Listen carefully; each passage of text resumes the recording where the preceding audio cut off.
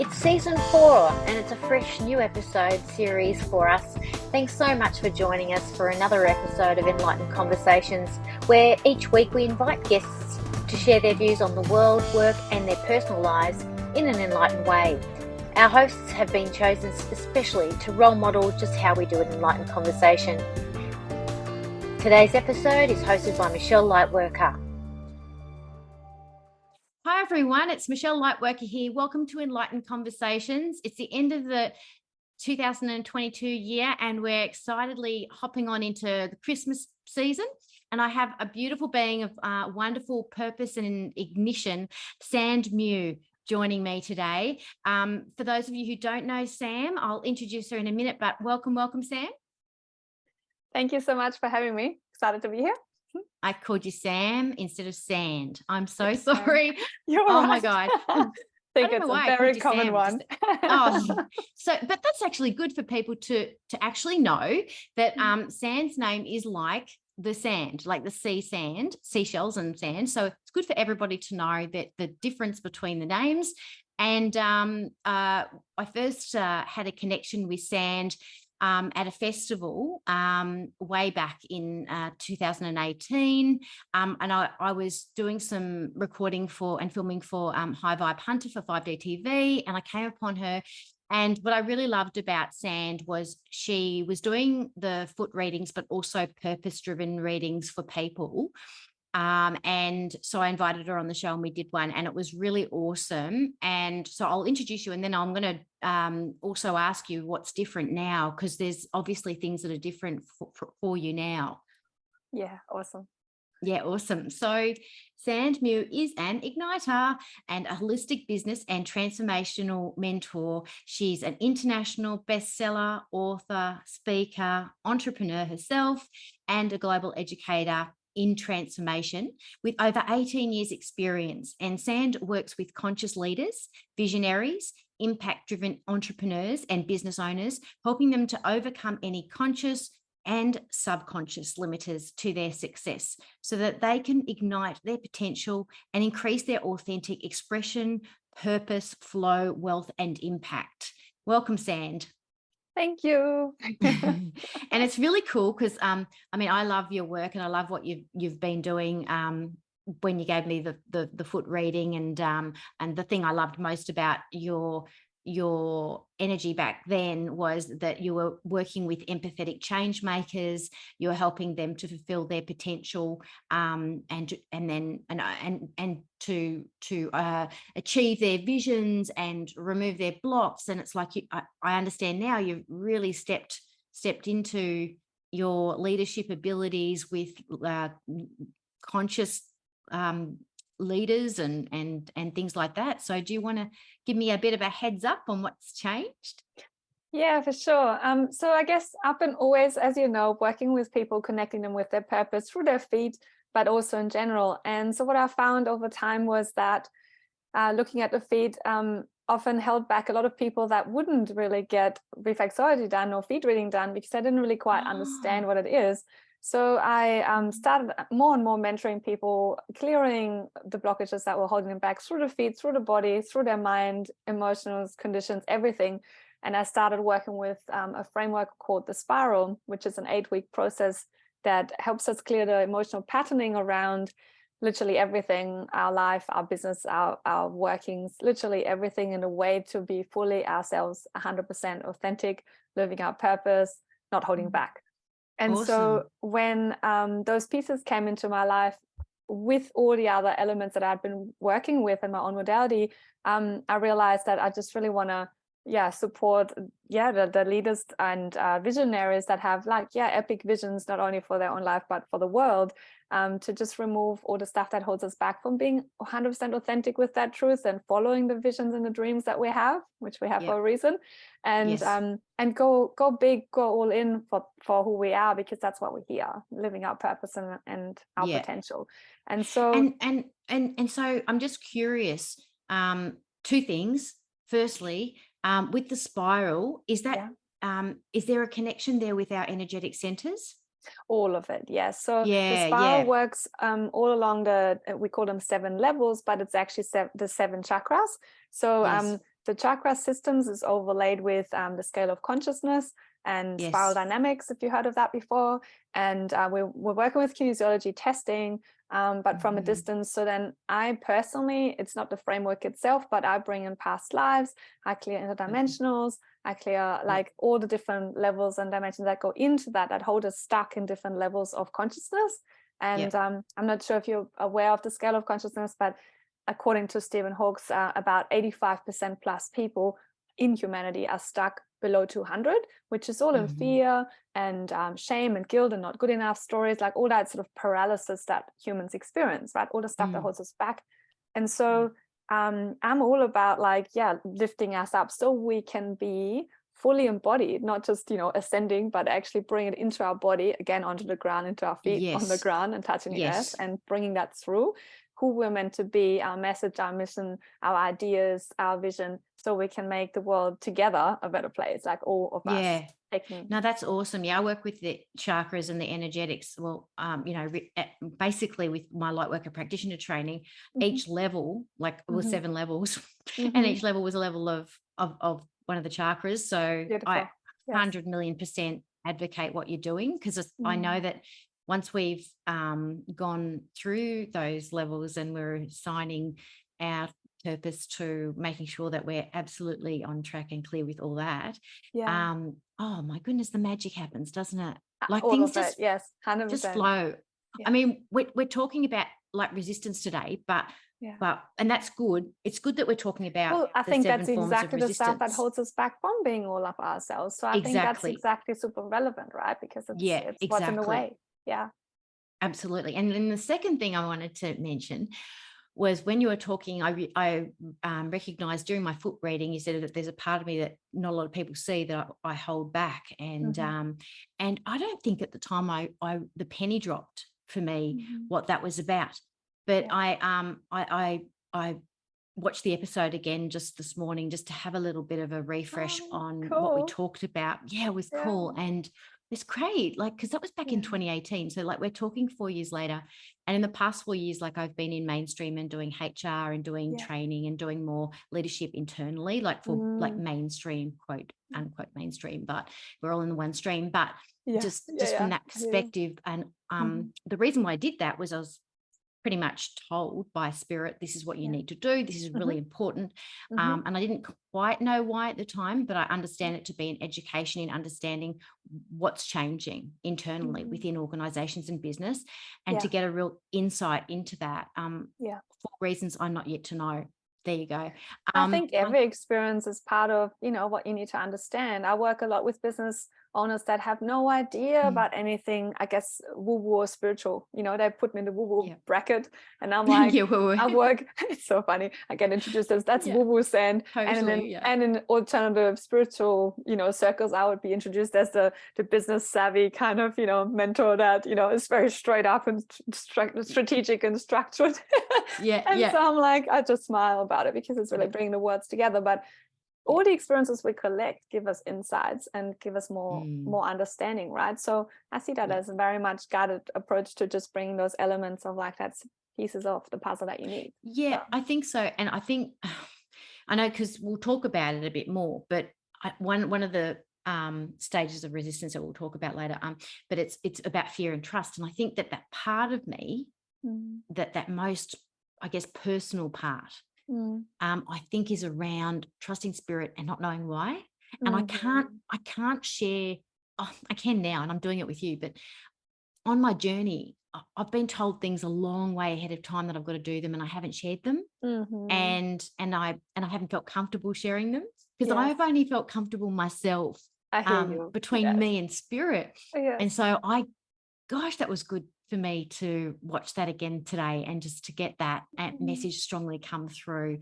And it's so relevant with what we're going to be talking about with resistance, because we can resist that when we don't trust. And 100%. And this is exactly the reason, you asked before what changed. What I found for so many years, I was reading feet and purpose and the mission, because it's all written in your feet, right? Like your ultimate potential is written in your feet, and what's holding us back, as you mentioned.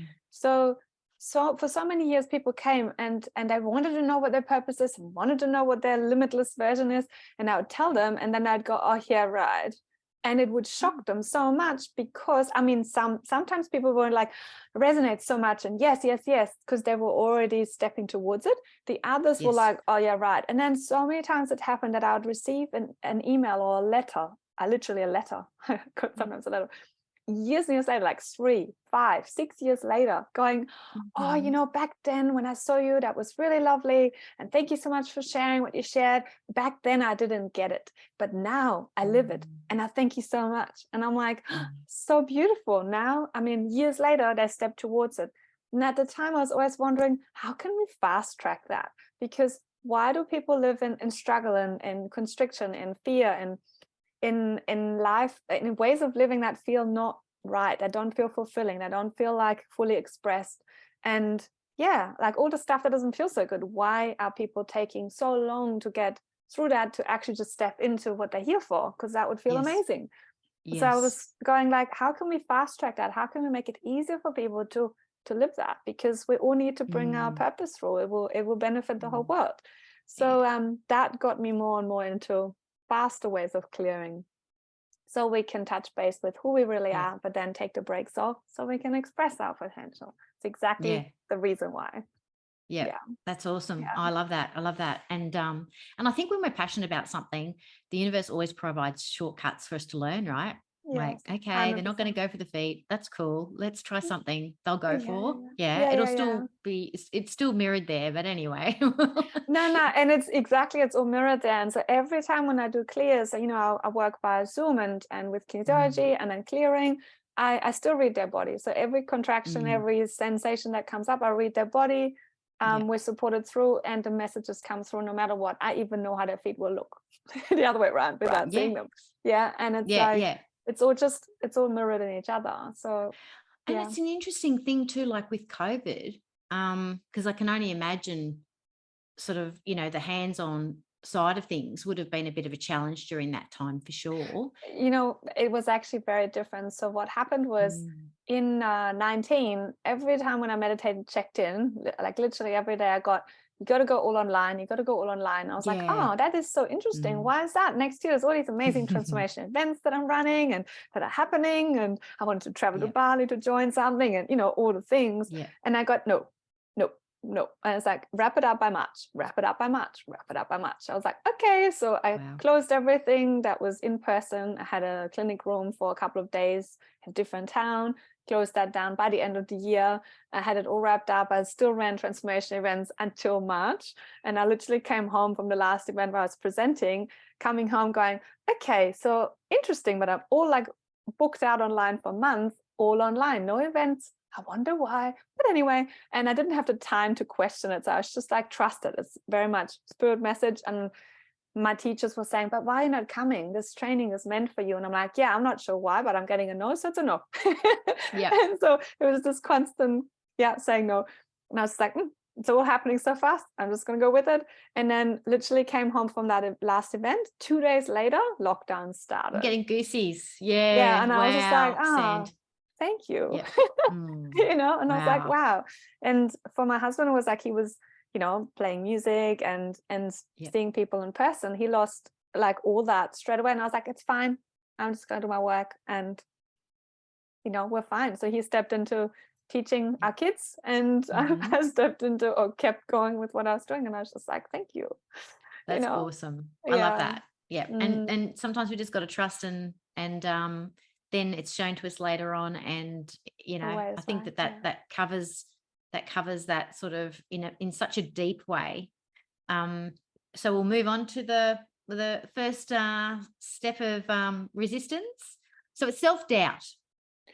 Cool. So would you mind if I share a little bit more of a frame first around this whole resistance thing? Because please. Absolutely. What I find is like, people go, resistance? I don't have resistance. Like, what are you talking about? I know my dreams. I want my dreams. I want my vision. It's all cool. I don't have resistance. And I'm like, first we need to understand what is resistance. Oh, like, is it about the elastic band? Yes, exactly. I feel like that is such a key. I was going to ask you about that too. Forgot. Okay, cool. Let's start there. Because the way I usually see it is like, if you imagine, and like if you imagine yourself standing on a round carpet, like one of those circular carpets, and in the center of the carpet is a pole, and your legs are attached with an elastic band around that pole, and you start walking to the edge of that round carpet. So this carpet represents your comfort zone. And comfort zone means it's comfortable because your subconscious knows that it doesn't have to be a good space. People can be even in an abusive relationship, and that is their comfort zone. It doesn't need to be a very comfortable place at all.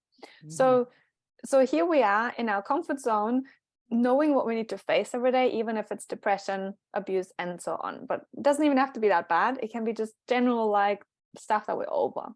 So that's our comfort zone. And our dreams and our purpose is always in danger zone. So the way it's represented is you have your round carpet. Around that round carpet is another circle. So literally like another layer of round carpet, but just bigger. So that would be a learning zone. So you're walking to the edge of the comfort zone, then you start learning, you start expanding, get excited, you get into that flow feeling of things are happening, expanding, it's cool. So that's the space where most people still kind of go along really well, and it's great, it's all happening.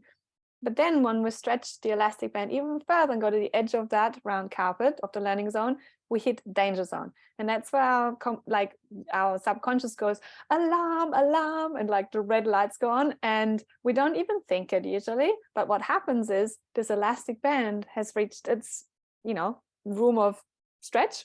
That's the max. So it zips you back and it throws you back all the way to that pole or even behind it.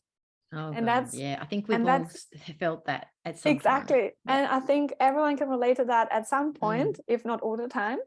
And then you go, oh, I'm back here again. What did I do so wrong this time? Like, what did I do so wrong again? Or whatever comes up. And most people always go, oh, it mustn't be the right way, I need to go somewhere else. So they look at their resistance as some form of intuition that they're not doing the right thing, because why would they be back there if they were on the right path? There's the right path is always flowing, right? It should be easy. It's not the case. Yes. So here we are, that most people then go this, like a star going all around, but then keeping on coming back, right? The same place. And the issue is not like, it's not asking, what did I do wrong? What did I need to do differently? It's what did I do so right? And that's what people don't ask. And then when we ask it, we can actually just go back to the point where we left it and be mindful of the fact that we're really stretching our comfort zone and that our subconscious is freaking out because it can't protect us that far away from our comfort zone, it thinks. And that's the issue, and that's why it gets hard. And so now we're talking resistance and forms of resistance. So what we meet at that point when we get close to that edge of our learning zone, when we get close to danger zone, that's when our subconscious throws up lots of patterns in our face. And we all have like some go-to patterns, but some of them are like, overwhelm or fear or self-doubt, things like that. And that actually tells us we're on the right track, but we're really stretching our old comfort zone levels. And this is this framework. Once we understand it, we can watch out. We can watch out for our personal patterns and how we hold ourselves back. And I smile here because, I remember like quite a few years ago, I'd always like go through these stages of overwhelm and stretching and learning and growing as an entrepreneur, building a business and then several businesses. I was like stretching myself. And then I'd always find there would be a day where I'd feel like, now I get it. It's all going to be so easy. It feels like now I finally get what I need to focus on, simplify, awesome. And then literally it was predictable in the end, and I had to laugh about it myself. The next day I'd wake up with tremendous overwhelm. And I'd literally forget where I was at and what I thought was what I needed to focus on. That clarity just left, and then I would be left in overwhelm and like complete like just total amnesia of what I saw so clearly. And then at the time, that was like probably like 6 or 8 years ago now, I can't remember, like a long time ago, I had a mentor that told me about these forms of resistance, and I was like, there's so much truth to this. And then I was like feeling into it, and then I watched out for these patterns keeping on coming up. And then I was like, wow, I knew that I could just go back and I'd come into the pattern of like, write it down straight away. Once you see that clarity, record it, write it down, make sure you have a memory or strategy to find that memory back again, Yes, in case that's you a have good a tendency idea. to forget, because Oh, I then like that. you can come Yes. back to it. So When I then was reading it, I was like thinking to myself in the early days when I was just learning, doing the self-help work and things like that in my 20s, I was thinking how often I needed to, when I was going through the things that you were talking about there, how often I really needed to go back to my books and start reading the positive stuff, because it was all like the negative stuff just filled my head up. And the only way to get rid of it at the time that I knew was just open the books and read something that you just knew you resonated with before, like, even if I hadn't written it down, but that's a good strategy. But yeah, I was just like, oh, how do I clear this away and just come back to some kind of feeling of calm again and positiveness? 100%, yes. So that's exactly it. So if we have a strategy, then we can work a lot with mindset, and that's what I did for many years.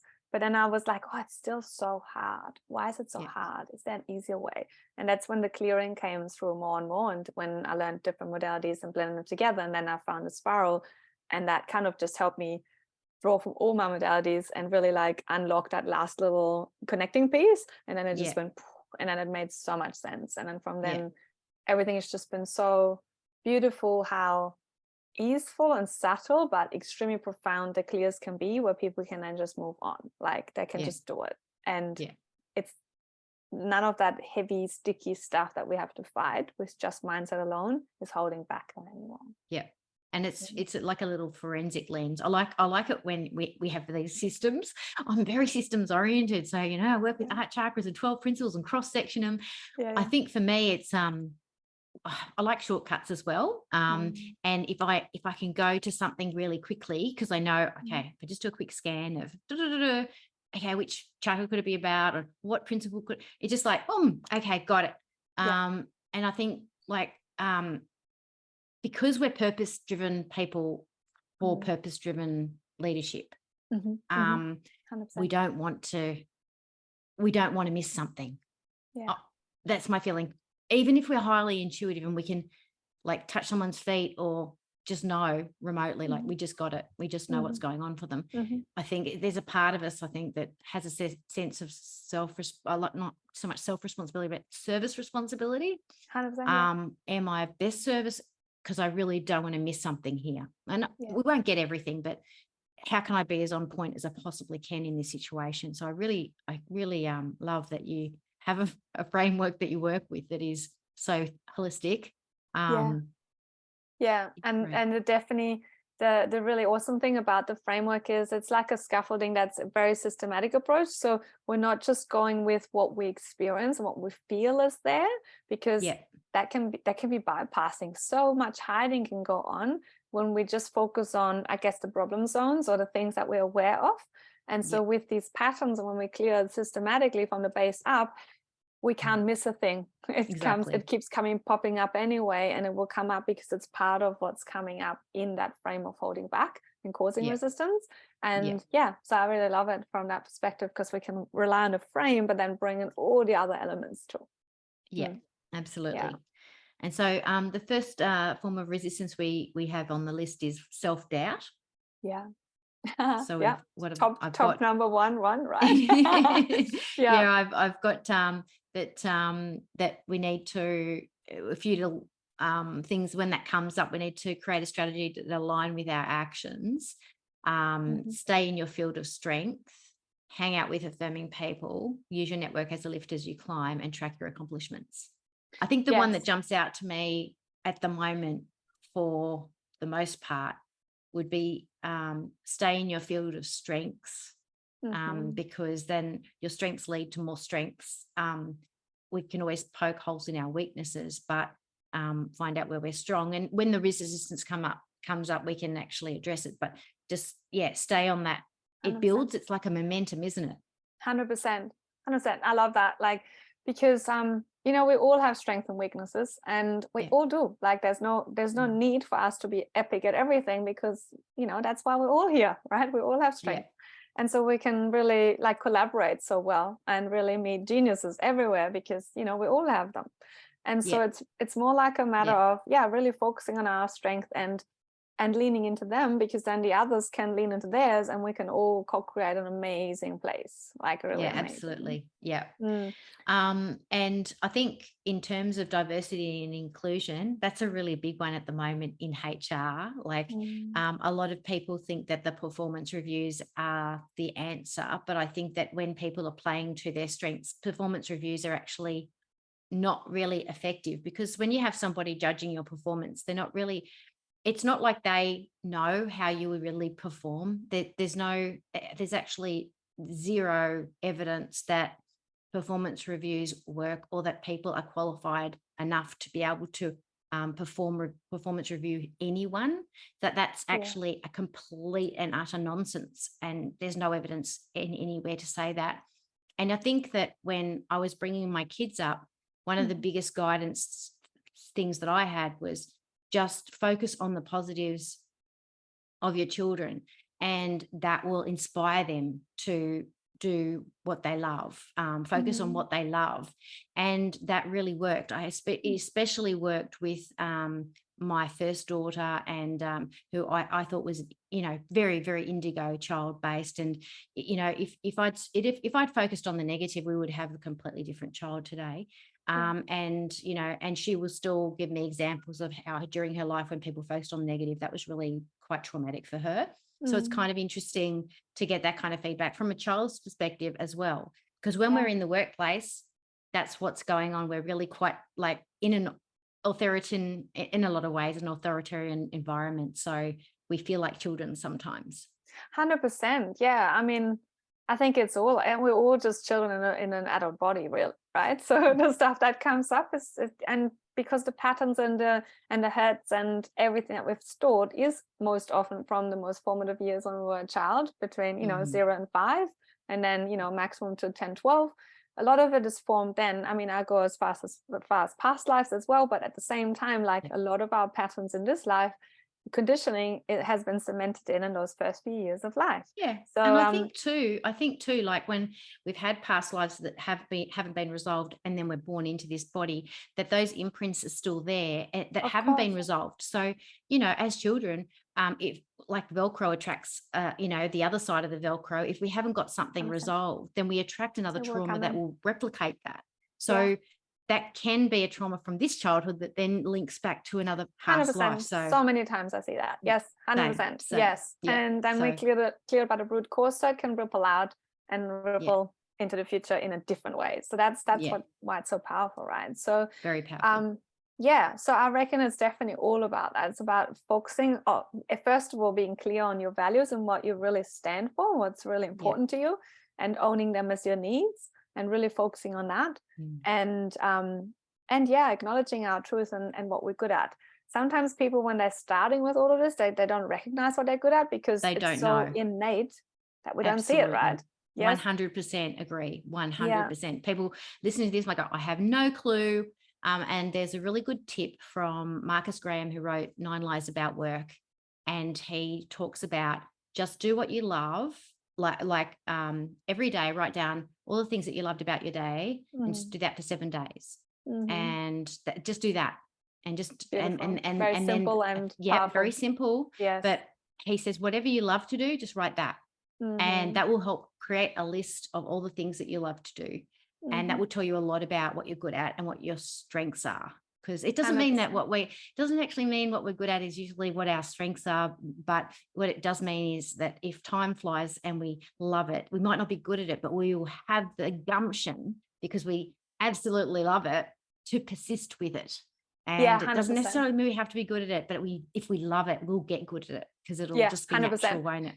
That's it again. Like, when people were saying, like, to me, when I was working with mentors that were saying, you need to speak from stage, I was like, oh my God, I don't want to be on stage and like all the stuff. Yeah. And then I would share with my husband, and he'd be like, obviously you will be. I'm like, yeah, well, I always do that, but I don't wanna, and then it's like all the stuff. So it's not always easy to do those things that we're meant to be doing, or take the steps, but then we just learn. And this is the forms of resistance that can come up. But then once we break through that, or clear the patterns and open up that path and do it, it becomes easier. Once we're through that thick part, we'll enter that state of flow again, and then it's fun, and then it's awesome. But the parts that, the breadcrumbs that you're talking about that show us what we love, I mean, that's all the bits that we love, like the people and the interactions and the impact, and we focus on all of that. That still forms a picture, right? Yeah, absolutely. And so the other things are just technical. I remember when I was on Soul TV, the first episode, and when they went, counted me, and my jugular vein was popping out the side of my neck. I never experienced like so much like fear or adrenaline or something, whatever the whole thing was. And I just knew though that I needed to be there. There was something beyond knowing how to do it. I didn't know how to do it. I just 100%. Just had to went, go. Yes. Yes, because you feel it, you're getting pulled, you're being called, and so therefore then you go like, okay, it's a total yes, but you work it out after.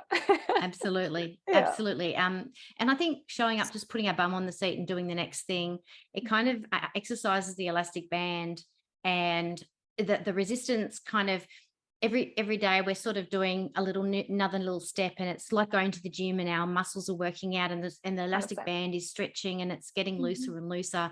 And so there's more give in it, so we can kind of learn a new thing and then relax, and learn another thing and relax, rather than go flip and we're all the way back there. It starts to change, doesn't it? Exactly. And another thing with that too is like when we stretch, at the start of this, we need to really lean into it to kind of, loosen it up a bit and really lean into it until we reach that end of room of motion where we can get close to the danger zone, where we get those patterns coming up, when we become aware of there's overwhelm, self-doubt, or whatever comes up for the individual. When we become aware of this form of resistance that's prevalent and showing up for us, then we can go, okay, now I'm stretching it a bit too much. Now I need to just kind of stop pushing, be very gentle. Like just really being observant. Okay, I'm hanging here right now on a thin thread. If I push it too much right now, I'll be swinging back, and it's going to take a bit of time to come back again. So just take it easy. Let's take a bit of a step and be gentle and kind to ourselves. And like we're building a relationship with ourselves that's trusting, so that this next thing on fear and trust, or lack of trust, when it comes to stepping into that particular form of resistance, where if we're coming at it from a compassionate and kind place to ourselves, not judging ourselves because maybe we got flung back to that very start bit that we hate, and just go, hang on, okay, I must have done something right. Let's trust the process, let's trust the journey, and also let's be gentle if we need to be, especially 100%. If it's a full moon, or you're sick, or you got something going on that you're is challenging you. It might be there's a family member who's going through a challenge, and you're just stretched, and you just feel stretched already, right? And you're not sort of doing the whole, well, I should, because I'm a purpose-driven person and I want to do this, and I think that's a mistake. Like, you don't have to be all things to all people. And sometimes your path, it doesn't mean you're losing track of your path because you're focusing your energies there. It's different to the distraction that's coming up, isn't it, too? 100%. Yes. So beautifully worded and summarized too. So really it's about always staying, I guess I think of like a golden thread. So if you have your vision going and you're going, hard for it, and then all of a sudden you have things like sickness or kids stuff or whatever other things happening, it's okay. The strong and important bit here is that we still stay focused on that vision, on that golden thread. We still stay aligned with it. So it's like, yes, my children need me right now, and that's okay. But I'm not just going to park everything and go, I focus fully on this issue, what's going on right now, and then I'll come back to it later. That is the issue that most people do. And that's why it gets really tricky, because our subconscious has this funny thing of like, once you focus on what's actually a distraction, not always meaning like shiny objects, doesn't have to be like that. It can be serious stuff. That's really important, right? So it's not always an external distraction. So once we're focused on something that presents itself as a distraction from our purpose or vision, then our subconscious will create more of it if we're focused on it 100%. So if we, and I find that, I meet a lot of, a lot of people, a lot of women actually that say this, but also a lot of men too, that go, I'll focus on this first. For example, if it is a woman that's a mom at the same time and a business owner, she might go, okay, I'll focus on, the kids and the business here first, and then I'll do my own thing. Yes. Yeah. And it's like that is the bit that pushes it further away.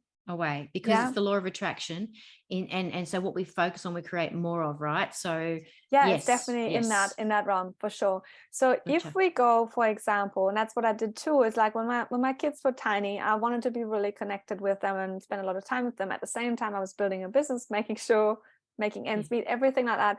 So I also had a couple of days of work while we were establishing ourselves after moving back to the Sunshine Coast, just to kind of get, everything established again. So here I was with a very full schedule going, how on earth am I going to fit in like strategic work stuff towards my vision, like, creating value, sharing impact with people, like how am I going to fit that in as well at the same time?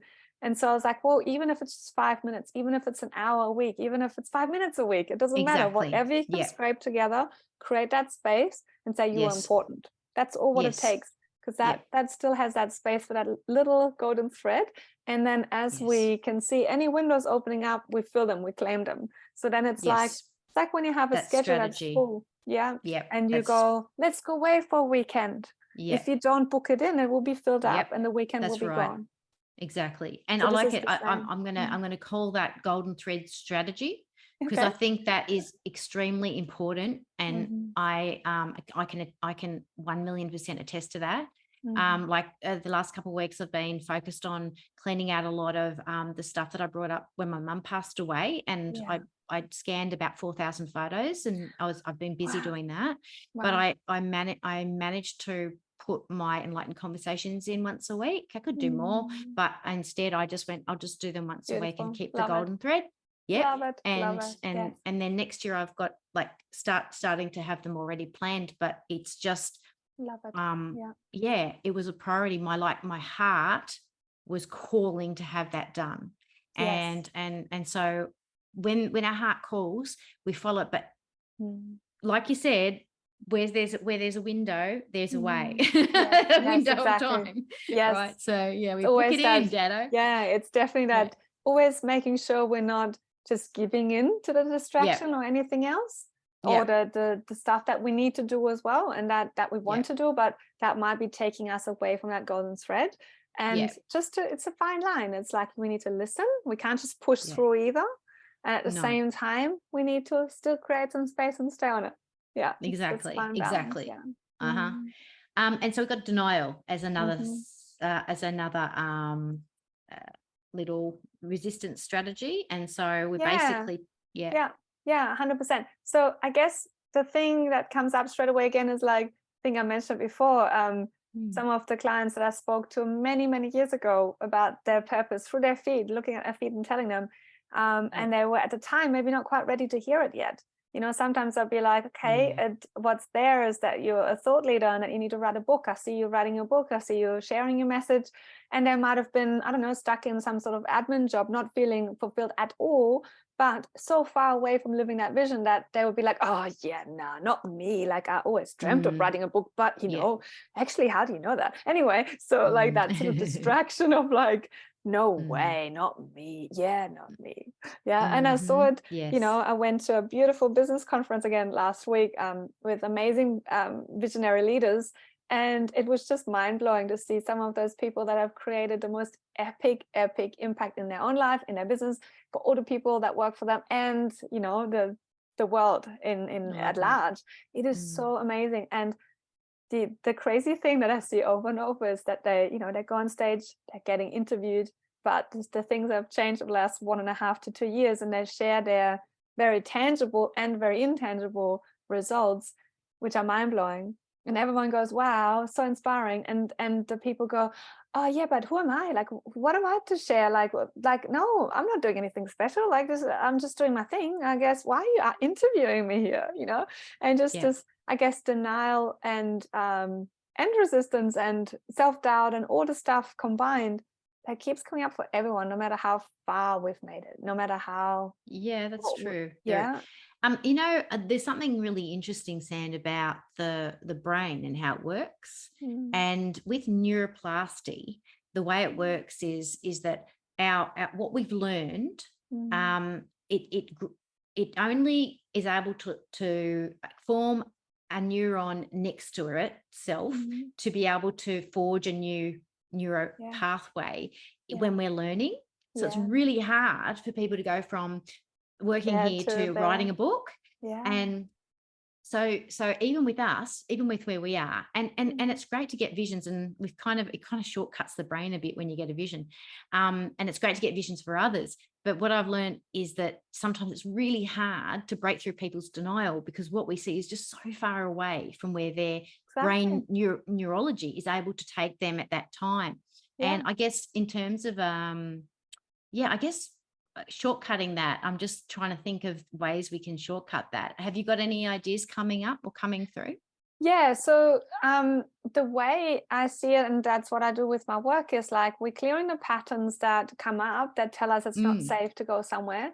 And I support people to come all the way back into their body, into their center, not just centered as in a regulated nervous system and so on, but actually embodying who they're meant to be, their spirit, their purpose, their limitless version. Like really in that higher self. Yeah. And, I guess in other words, that would be an enlightened state. However, I don't really like using the word. I use spirit embodiment, because I embody the spirit, and that's what I like helping people with. But really, in other words, it is that tapping into it's that fine. state, no, but it's good. It's really good to own that, because it is all about being in our bodies this time around. It's 100% that. So with that, the more we do that, the more we know inside what we need to do, even if it is completely far away from what we've done, and then we can do it with so much more ease, because all the stuff that could come up otherwise, if we're not in our body, that would be definitely 100% in the way, is not there anymore. It's just not there. It's not holding us back, because we come all the way from the center out and see the world from inside out, rather than reflecting back, oh, how could I come across?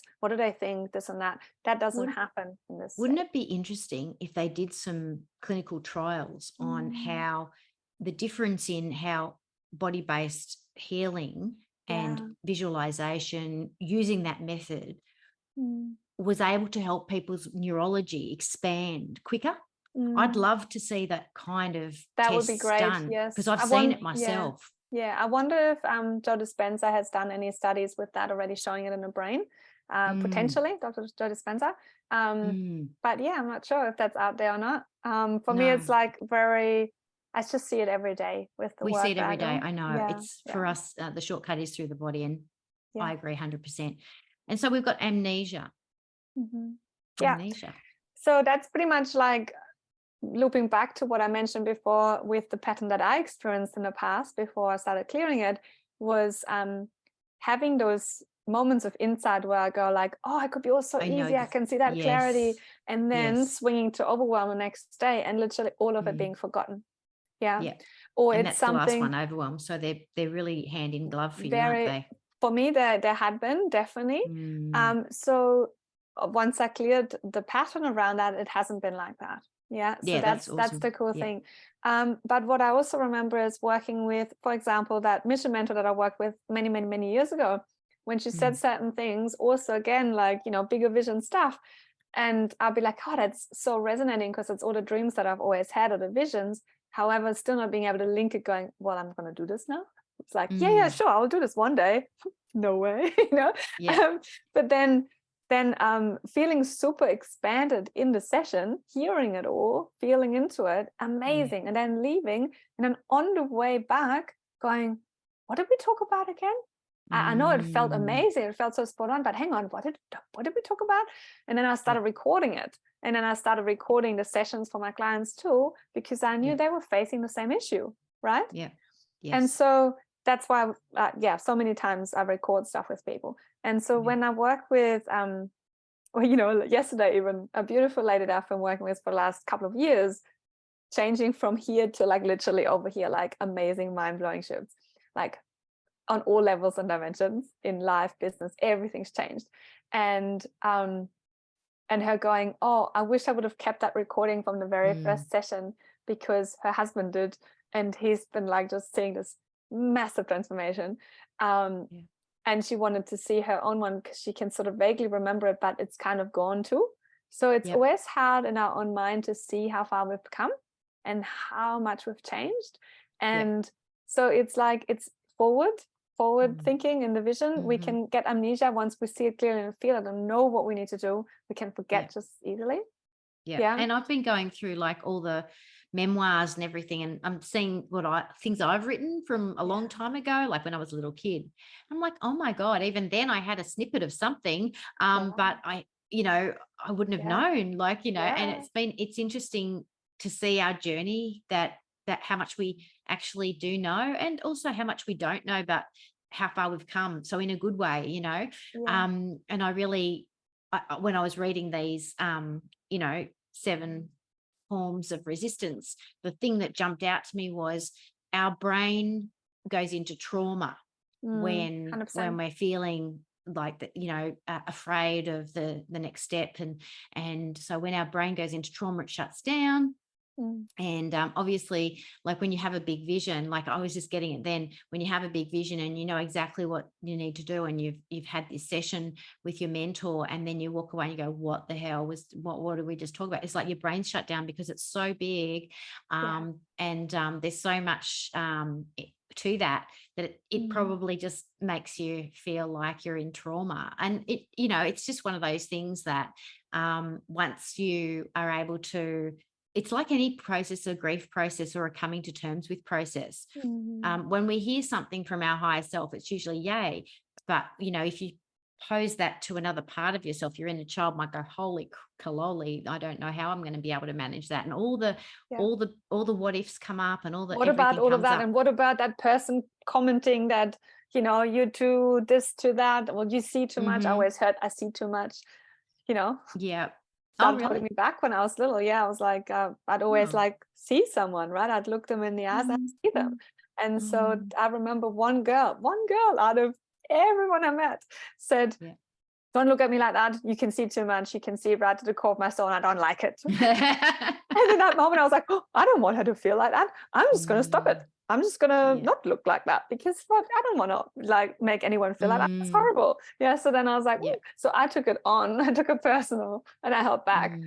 And until I realized later that it was obviously her, like, I mean, I knew that she was trying to hide something, that she was scared, but I didn't know how to handle it in the moment. And I held back because I didn't want that impact. I didn't want to make a negative impact. I was like, no, this is not cool. But I didn't realize at the time that she needed that just as much as everything else. Like, we need triggers. We need to be triggered by things so we can grow, so we can expand. Like the butterflies, it's not going to be an easy point of, like, the friction needs to happen. And then that friction will get us to unfold and come through. Absolutely. And I've learned, like, along the way that joy for the journey, when we've sort of gotten used to the taking care of ourselves for that stretch is far more joyful, instead of getting flung back all the time. And so it does get easier over time. 100%. It really does. The more we get to know ourselves and our triggers, like you said, like why is my brain shut down? And I might be there might be a part of me just it's in a lot of, might have a little chat with myself about that. And but it speeds up the journey too, doesn't 100%, 100%. Being curious about what's coming up rather than judging it. So easy to judge ourselves, and it's so important to actually go, isn't that interesting? I wonder why that's coming up, and being curious and observing and checking out what's going on, and observing over time what's coming up, so we can become familiar with our own patterns and our own forms of resistance, but our own trauma, our own just our own baggage, our conditioning, and then find out ways to navigate that. With the clearing, it just gets way faster, and we can get in and listen into what's coming up to actually find out what our body's trying to do for us. Because a lot of the stuff that keeps coming up, the tightness, the hot and cold, the whatever stress response we have, it's just there to do something good for us, but the effect it's having is usually negative. So if we understand what it's trying to do for us, we can take that role over ourselves, and then the whole pattern can go. And that's really powerful. It is. And then you can end up going, oh, I had amnesia. Well, I used to, but now I write things down. And no,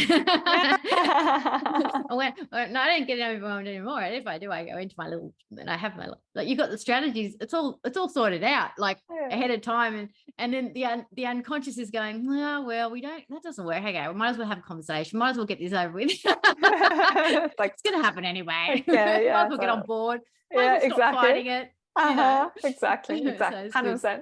Yeah. Well, thank you so much for joining me today and talking about these amazing catalysts for change in our resistance so that it helps us to get on our journey quicker.